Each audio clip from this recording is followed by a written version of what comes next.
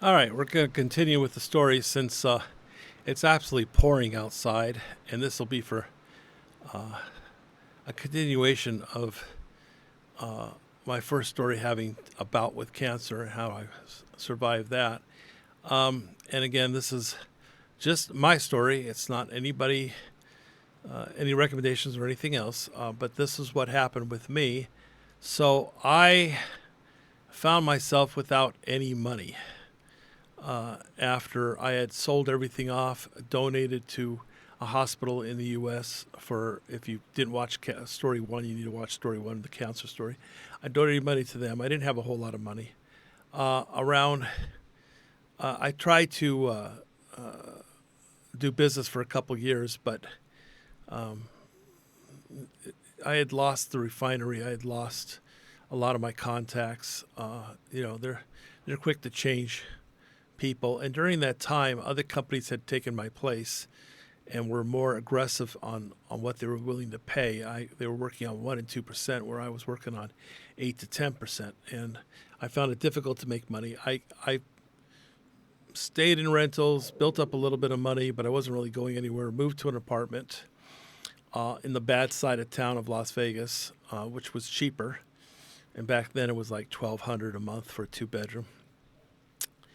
And I decided, okay, well, you know what? I always wanted to see the country, and I could probably do that. I liked driving, and I did Uber driving for a little while, and I really liked Uber, but it wasn't paying enough at the time. They were fairly new in Las Vegas, and they didn't have a whole lot of customer base. They're fairly new in the whole country, in fact. So around 2014, I decided to become a truck driver.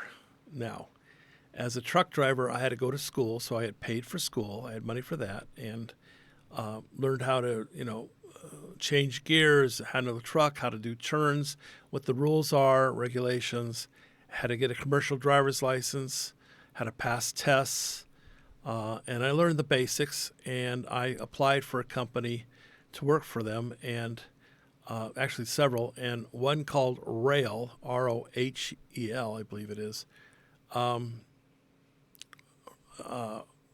They hired me and flew me to. It wasn't Chicago. It was the next one over. I'll think about it in a minute. Sorry. Anyway, they flew me to their training station where they test you and see if you're going to work out or not. Now, they knew I had some schooling, but that was just like a pre-schooling. They wanted to teach me more. This was a flatbed trucking company, which in my opinion is easier in some ways because you don't have a big box. You can see through your mirrors. You can see across the deck in most cases. So in backing up, it's a lot easier, and watching, your what's behind you is a lot easier.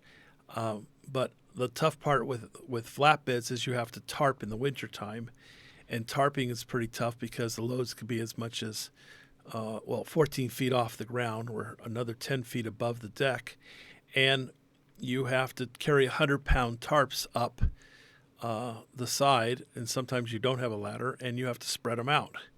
And sometimes they're two 60-foot tarps because you have an 80-foot extension, and they don't make them, for whatever reason, they don't make them 80 foot. They make them either 40 foot or 60 foot, and they're both over 100 pounds. They also make 20-foot tarps, but it's pretty heavy material, so it lasts a long time. Rubberized plastic, and it's a killer when it's snowing, raining, or the sun's beating down on you. So it's not easy to get up there and roll these out, especially if you have an uneven surface. And it's not always a flat surface. Sometimes you're carrying lumber, but sometimes you're carrying trusses or metal, prefabricated metal for industrial building, or even things like tractor equipment, farm equipment, which is, and you have to check the height for oversize and the width. Sometimes you're oversized on the width, and you have to learn how to attach the signs that says oversize. Cargo ahead, flags, lights, sometimes flashing lights. So you can be wider, you can be taller. Sometimes you have to take a different path because you can't go underneath tunnels.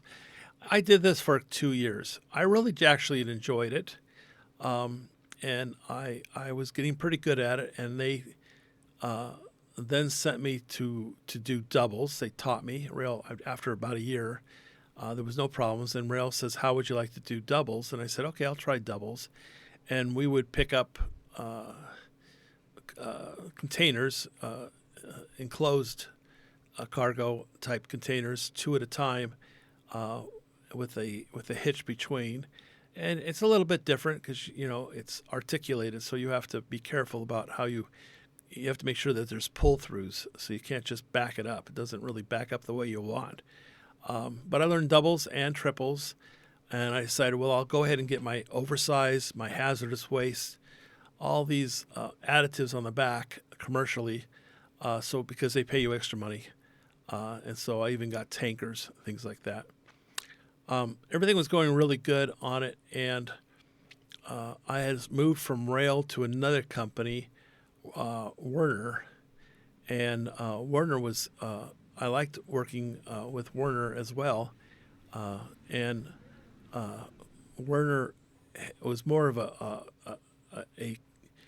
pick up and drop off situation. They had yards everywhere. Werner was a bigger company, so they didn't have you specifically deliver directly to the site. Typically, it was I didn't do refrigerated, but I knew how to do refrigerated, but I didn't do refrigerated.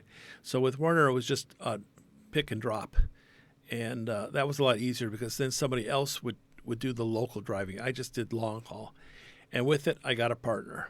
Now, partnerships end up paying you more money because when you're sleeping, the partner's driving. They pay you both more money, about an extra 10%, plus a sign-on fee when you first sign on, which is payable over the first 3 to 6 months. I was making about $1,500 to $2,000 per week, and this would be in 2015, say.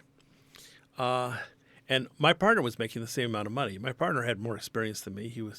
He had 8 years experience. I only had a little over a year experience. But that was the advantage because they paid us based on his experience, not based on mine. So we got paid a better rate. They paid you by the mile. So if the wheels don't turn, you don't make money.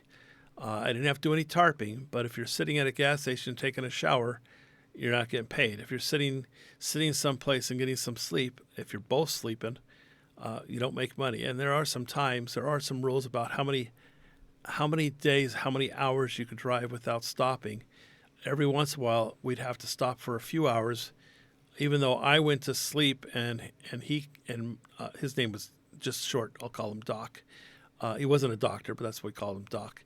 And while he's driving, and then he'd drive the maximum amount of hours you could drive per day, and there's limits to how many hours you could drive per day, and limit of you have to take a break in the first few hours per that day, and then you have to take so many hours off. So it's been a while, but I'm going to say it was around a 13 to 15 hour day, typically. And then so he would go on, but I'm sleeping. But I already have 13 to 15 hours sleeping time off working, okay, and not working, and that would count towards my 32. It was like a 32 or 34 reset. So you have to have reset. It's been a while. Sorry, I'd say the 32 or 34 hours. You have to reset, and you'd have to do that once a week, okay. And so there would be already got to jump on it for 10 hours or more. So there was a time when we both would be off, and you don't make any money. Anyway, that's the point. Now, back then we made about 54 cents each per mile. We did roughly 750 miles a day, anywhere from 725 to 750 per shift. You have to do a break in that time. You also have to do each person has to walk around the truck and do an inspection, check the tires, make sure they have air, check the brakes, check your lighting, your horn, all these things, and your driving linkage. There were several things you had to check, and that they would give you. Usually it took 5 to 10 minutes, but they call it 15-minute They give you 15 minutes to check it. So when he goes off, he has to do a 15-minute check. When I go on, I have to do a 15-minute check. Even though he already checked, I have to check again. And you don't get paid for that. That's just time you don't get paid. They would let you take time off, but they never wanted both of us to take time off at the same time. So he would take off and take a week or two off, and I would take a different schedule and let them know that I'm going to be taking a week or two off. And depending on where you are, they usually would fly you back home at their expense. But if they arranged it right and they knew I'm going to be going to Las Vegas, they would take something to Las Vegas, and that way they didn't have to fly me home. They'd save money, and which was just fine with me. I didn't care. I would prefer not flying anyway because it's just a waste of time to fly, and it obviously costs him more money. He would go to Haiti. He was a French Haitian, and it was they call him Doc, but his name was like Docering, something. But it was just Doc. Well, the first three letters was Doc, so we just called him Doc. And we spent a good year together, and we were doing very well. Now, when you had hazardous material, oversized material, anything hazardous would be batteries, anything with ammo, guns. Tires was considered hazardous because if they catch fire, they don't go out so easily. Anything flammable, anything chemical, you had to put placards. You'll see them on trucks. They put placards, and they have to put the correct placards on there, and they have a manifest which says what it is. And basically you got paid a little bit more. You could get up to 60 cents per mile, each of us. So we're making pretty good money. Again, I was getting an extra $1,000 a week, like the first week of each month. So basically for the 6 months, I think I had a sign-on bonus of about $6,000. So we were making good money. We're making over $2,000 a week, which is pretty good money. But you didn't really get to see the cities because back then they didn't have too much Uber in a lot of the small towns. It was just started Uber, and a lot of guys would carry bikes and bicycle because they're sitting behind a truck all day long, so they want to get some exercise. Or at a truck stop, they'd walk around, or they'd have to order a taxi in the bigger cities. You could get a taxi. And now it's a little bit easier because you have Uber, and you could go. You could have food delivered, but most of the time you're eating at the truck stop, unless you can walk and you see a restaurant close by within walking distance. But most of the time you're eating truck food, and truck food is probably the worst food you could have. It's all fried garbage. Every once in a while you get a sub shop, but mostly they were Burger Kings or pizza places and fried chicken. So wasn't the healthiest life. It's very tough being a truck driver. Your dispatcher is always unhappy. You didn't go fast enough. You didn't get enough done in a day. And he's always pushing you to do more hours. And you get tired. I mean, you do. Sometimes you're taking 4-hour, which is not good, but you take 4-hour no-sleep drinks, drinking coffee a lot, slapping your face to stay awake, things like that. And you're peeing in bottles. I'll be honest with you. You get gallon milk bottles or gallon fruit juice bottles, and you use those, you pee in them. You don't have time to stop for number one, only for number two, and you usually do that when you're gassing up. So one guy would gas up while the other one would use the bathroom, and then they'd switch off. Sometimes you get a shower in. You'd have enough time to get a shower and a bite to eat. But, time is money. You only make money when the wheels turn, okay? My partner was asleep, and we were having a very heavy load, and around 48,000 pounds, and you have to make sure that the weight's distributed evenly. That's why they have scales, to make sure that the weight's not too heavy on the front or too heavy on the back, and there's a formula for that. And you have to figure out on the scales, and sometimes you have to move your back wheels, axle, forward or back to shift the weight, more weight or less weight on the back axle, because they were tandem. And he had picked up the load while I was asleep, and I had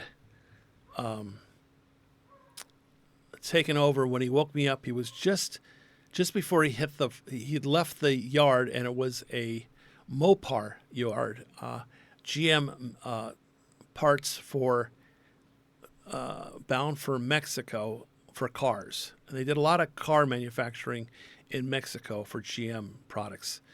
And he had picked. Now I usually sleep through. You get to be very good at sleeping, and you can sleep through anything.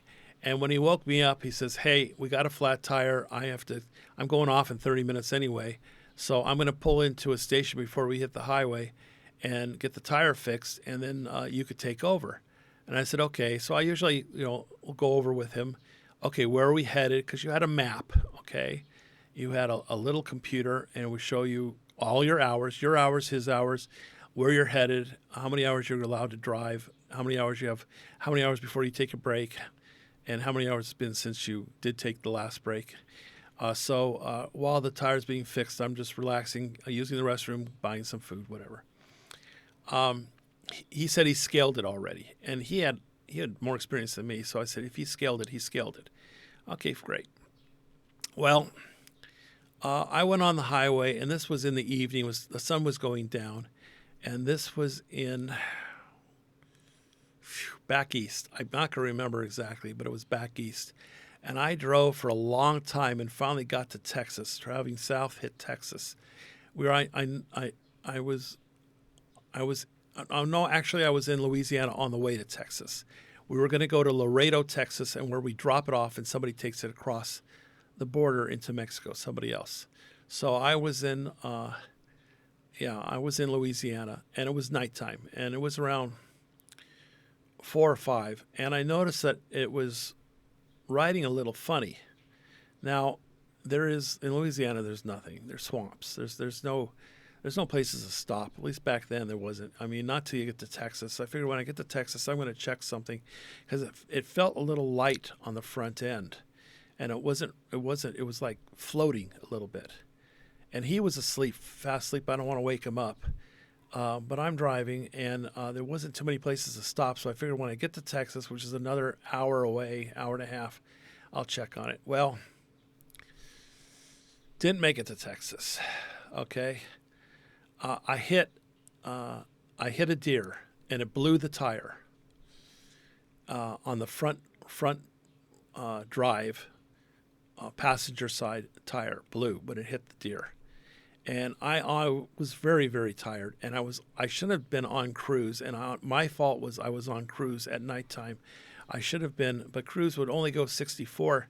Our maximum speed was 65 in most states except for California, which is 55. Most other states were 65.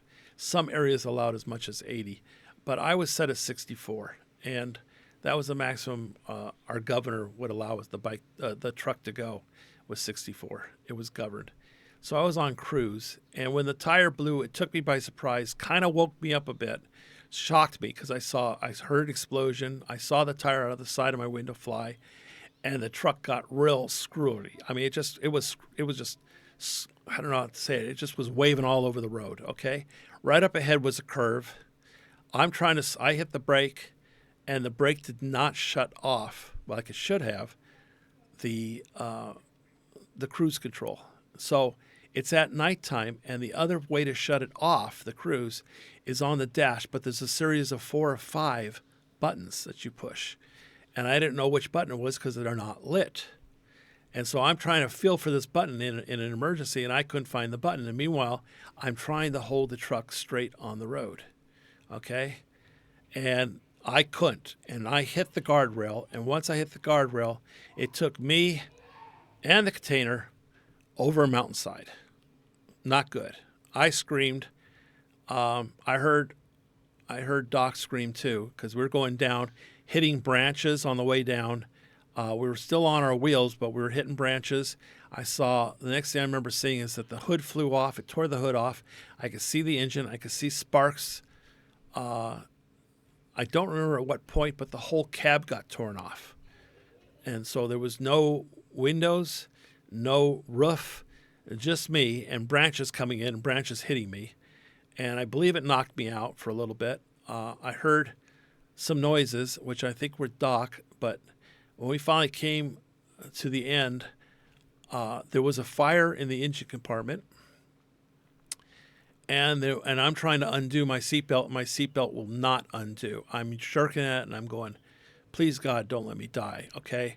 Hitting here, because what happened was fire started to come under the dash, and I could feel the heat on my legs, around my ankles. I could feel the heat, and I saw flames coming up.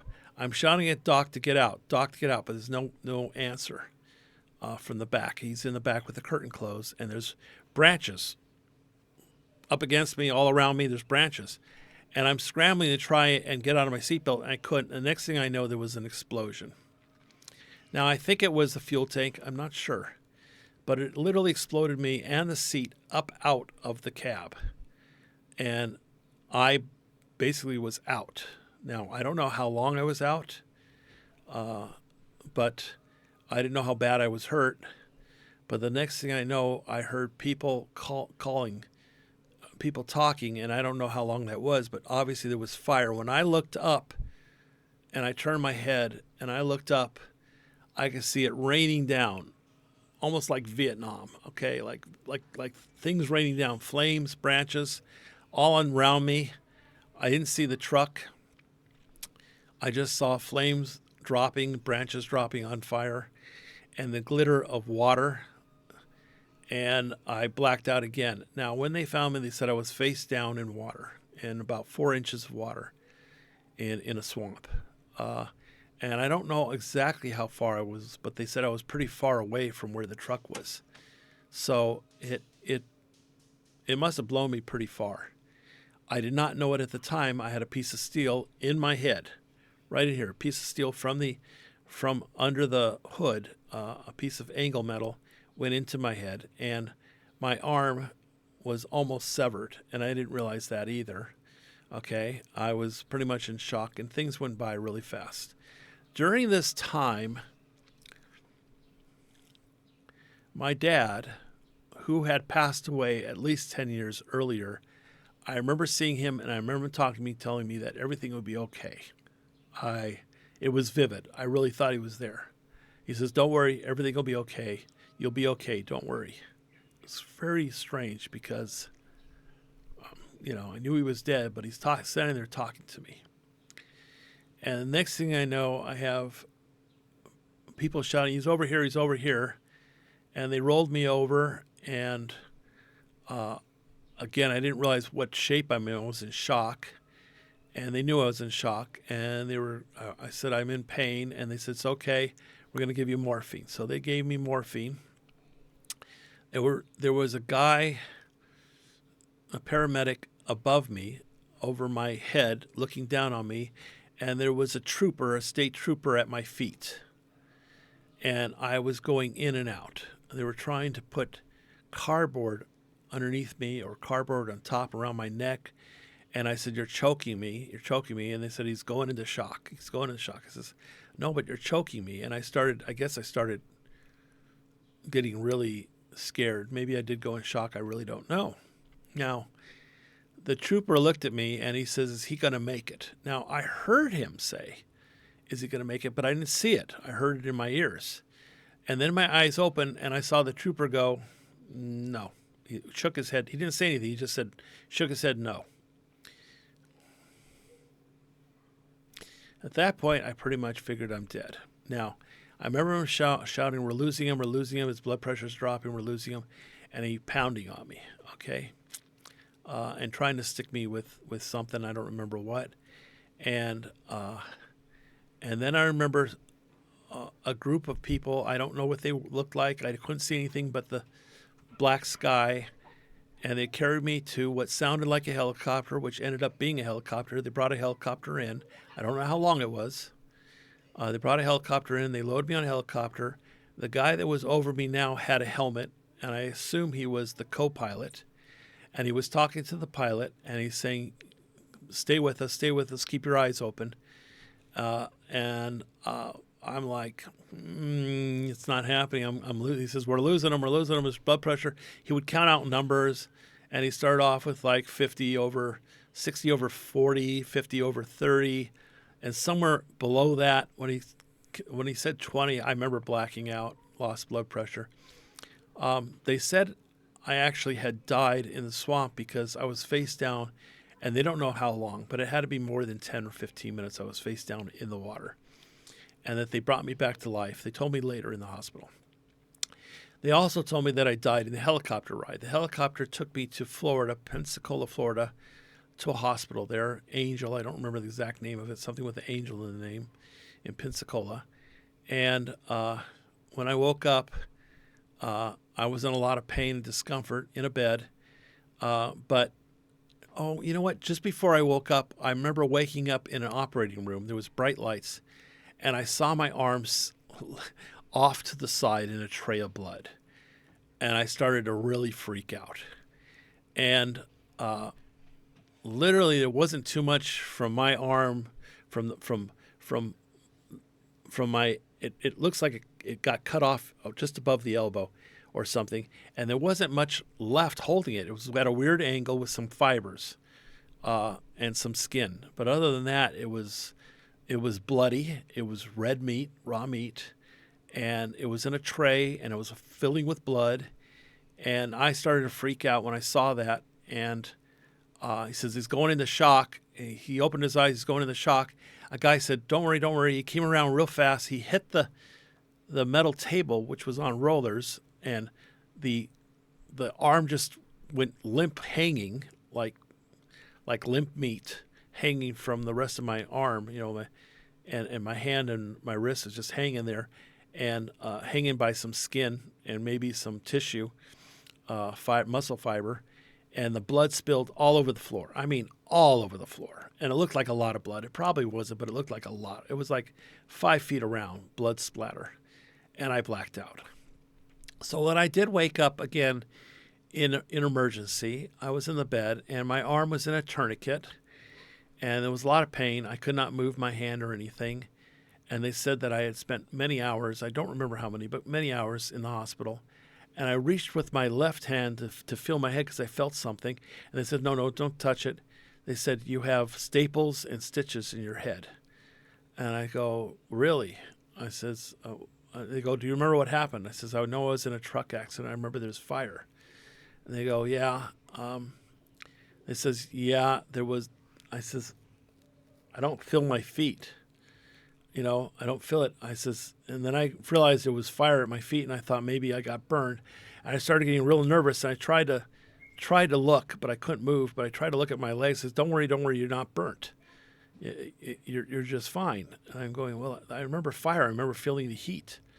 And then that's the last thing. This says, well, you were exploded out of the truck. So, all right, I slept a lot. They put me out a lot. Morphine. They put me maybe in an induced coma for a while. Because every time I woke up, I would start to get upset, agitated, freak out. Then they insisted that I have to try and walk around the third day. Now, each day, around the second or third day, each day, well, I was there for about 8 days, 8 to 10 days, I think 8, a chaplain would come in, which made me nervous. And he'd ask me questions like, you know what year it is? Do you know who the president? And I answered. I think I answered correctly. And he says, and then he would say, "What is your name?" And I would say, "Goldfinger." And then he'd ask me a few more questions. He just make notes on a chart. This went on for another 3 days, and he always asked me the same questions. "What's your name?" And I would say, "Goldfinger." Now I did not have on my eyeglasses. Did not have a wallet. They said, "Do you want to see your clothes? Do you want to keep your clothes?" And I says, "I don't know. What shape are they in?" So the nurse brought the clothes down, and I could see they're completely burned up. The polyester shirt is shriveled with brown spots. It's like melted plastic. And the jeans, the Levi jeans, they said there was no shoes recovered, no shoes, and the pants were all burnt black. I started to freak out, and I said, I'm burned. And they go, no, there isn't a hair on your legs burnt. There's no hair, there's no burns on your body. And I'm looking at her, and I'm looking at this bag, and it's black. It's charred. These pants are charred, burned holes through them. They obviously been in flames. And she goes, we cannot explain it. We cannot tell you what about it. All we know is there's no burns on your body. Don't worry. I said, but I can't feel my feet. And they said, well, maybe in time. Okay, you're in trauma, and you may not be able to walk. We're not sure yet, but right now, you're just in trauma. Don't worry. There's no burns on your feet. There's nothing wrong with your feet, other than swelling. Okay. They would use a needle and prick it, and I didn't feel the needle, including in my arm. And they said, you probably may not be able to use your right arm. And I'm thinking, very depressed. This is not good. Now, since they didn't know anything about me, and I only would say, my name is Goldfinger, I said to him, I don't have a cell phone or anything. So I asked the nurse, can you please try and contact the place I work for? And I told her, Werner. They were in Nebraska. In Lincoln, Nebraska, I believe. And I said, would you please contact Werner and tell him the name Goldfinger and ask them, because I think they have my son's emergency contact number. And they should have a copy of my driver's license on file. And let them know what happened to me, because this has been already 4 or 5 days. They don't know what happened, okay? And so the Qualcomm, which is a online computer, which is on your truck, I'm sure it burnt up or got trashed. In the meantime, a trooper came around the 5th or 6th day. This trooper that I didn't recognize, but it was the same trooper that was there on the day that I saw him when I looked up. And he says, do you remember what happened? I says, not really. I says, I know a tire exploded, and I know the truck was squirrely. It was I couldn't keep it straight. I couldn't turn on the bend, and I hit the rail. And I think I went down the mountain. He goes, yeah, you did. He says, there's nothing left of your truck. Everything's completely burned up, smashed up. There's nothing left. He says there was explosion. He says your truck isn't more than 2 feet high. And I said, of course, what happened to my friend Doc, my co-driver? And he let me know that he didn't make it out of the truck. That was very upsetting, because I got very close to him. I had met his kids. Though he was divorced, he had 2 boys. It was very upsetting. The only thing I got from that, though, his wife wasn't taking him back, and his wife didn't like him. And I know in conversations over the year and a half that we had been together, he wasn't the best person.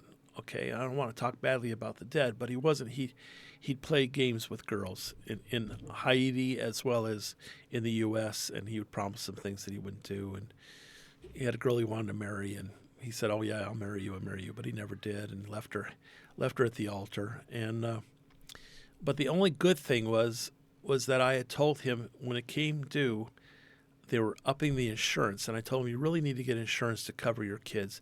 You only had the basic $5,000. I said, it's so cheap to get $50,000, $100,000, $150,000, and they'll take it out of your paycheck, and that's what I got.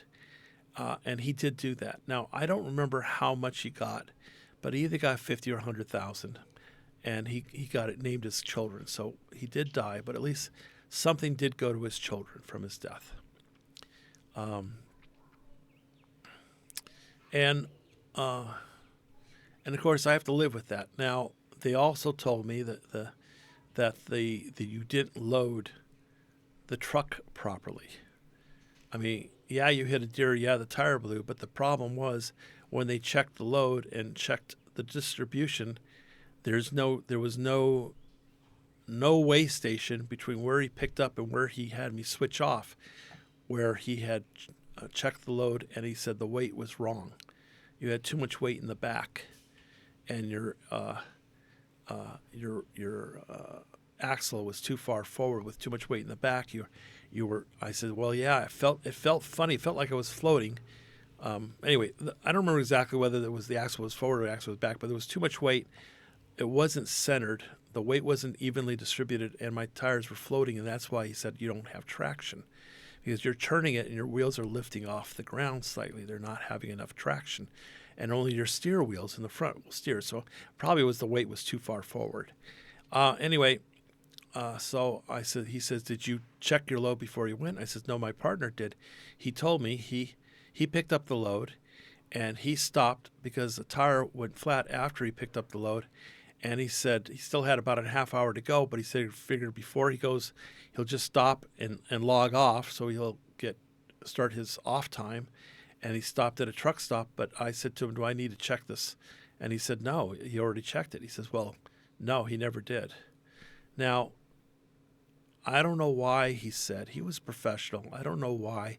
They reimburse you when you check loads. It's not like it costs them anything. You submit a form. It's only $10 or $15.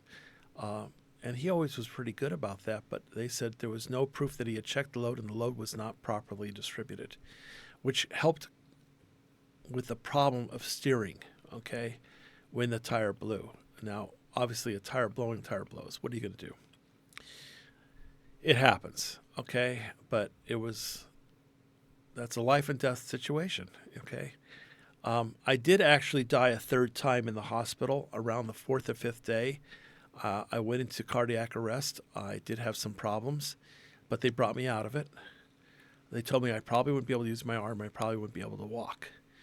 I was in a wheelchair when I left the hospital. So I had actually died, heart stopped, died 3 times. And I had no passport, no ID, other than the copy that they got from Werner. That was the only thing I had once they printed it over. Now, when they sent that ID over from Werner, I remember hearing a lot of laughter and my name being shouted down the hall. I guess they had thought I had lost it when I kept telling them my name is Goldfinger, and they realized when I got the driver's license, my name legally is Goldfinger. And they were all laughing because they thought, I lost it. It's because they all came prancing in. All the nurses came prancing in, holding my blown-up copy, oversized copy of my driver's license. And I'm like, I can't figure out what they're laughing about. I just don't know what it is. It's like, what's so funny? Well, you're a Goldfinger. I go, yeah, I've been telling you that. But I guess they just thought I had mental problems, which probably I do anyway.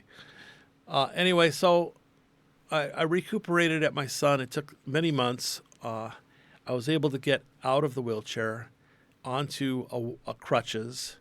I had a relapse a little bit. I went down a flight of stairs and broke a toe. I broke my big toe on my right foot.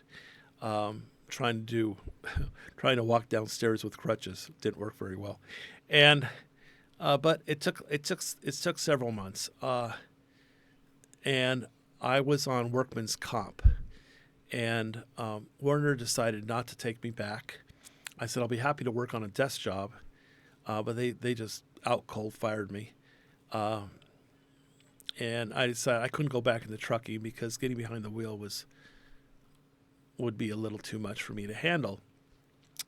I did eventually make it back to Las Vegas. I had to get a new Social Security card, a new driver's license. I had to get my birth certificate from Los Angeles. None of this is easy if you don't have anything to start off with of proof. And all I had was a photocopy of a driver's license. And that's where I start getting a new driver's license, not commercial, a regular public, driver's license for a car, and then from there I had to go get a birth certificate. I had to go get the name changed that was done. I had to legally name changed, and I had to get that, and that was difficult. They wanted the birth certificate for that, and I was having trouble getting that, and eventually ended up getting after 2 or 3 tries, got a passport. Which is very difficult because I only have one name, and they didn't want to give me one name. But I had to show proof from the court. That's what they gave me, which is yet another story for another time.